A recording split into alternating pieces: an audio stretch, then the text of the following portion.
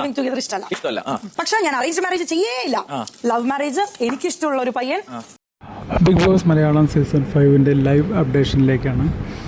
നമ്മൾ നേരത്തെ അഖിൽ മാരാരുടെ വിവാഹ സങ്കല്പത്തെക്കുറിച്ചും വിവാഹം കഴിഞ്ഞ കഥയെക്കുറിച്ചൊക്കെ ഒരു വീഡിയോ ചെയ്തിട്ടുണ്ടായിരുന്നു. ഇതിന് തൊട്ട് മുമ്പത്തെ വീഡിയോ അതാണ്. കണ്ടിട്ടില്ലാത്ത ആളുകളൊന്ന് കയറി കാണണം.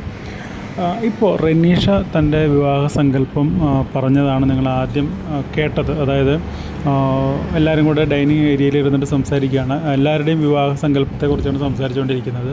അതിൽ റെനീഷ തൻ്റെ സങ്കല്പമാണ് അവിടെ പറഞ്ഞത്. അതായത് എനിക്ക് ലിവിങ് ടുഗദർ ഇഷ്ടമല്ല, കെട്ടുകയാണെങ്കിൽ പ്രേമിച്ച് മാത്രമേ കെട്ടുള്ളൂ. പക്ഷേ പ്രേമിച്ച് കെട്ടുമ്പോഴും അത് വീട്ടുകാരുടെ സമ്മതത്തോടു കൂടി മാത്രമേ നടക്കൂ എന്നുള്ളതാണ് റെനീഷ പറഞ്ഞിട്ടുള്ളത്. അതായത് ഇഷ്ടപ്പെട്ട ആളെ വിവാഹം കഴിക്കുമ്പോൾ അതിന് വീട്ടുകാരുടെ സമ്മതം കൂടി ഉണ്ടാവണം എന്ന നിർബന്ധമുണ്ട് റെനീഷയ്ക്ക് എന്നുള്ളതാണ് പറഞ്ഞിട്ടുള്ളത്. അപ്പോൾ എല്ലാവരുടെ കാര്യങ്ങൾ സംസാരിക്കുന്നതിനിടയ്ക്കാണ് റെനീഷ ഇക്കാര്യം പറഞ്ഞത് കേട്ടോ.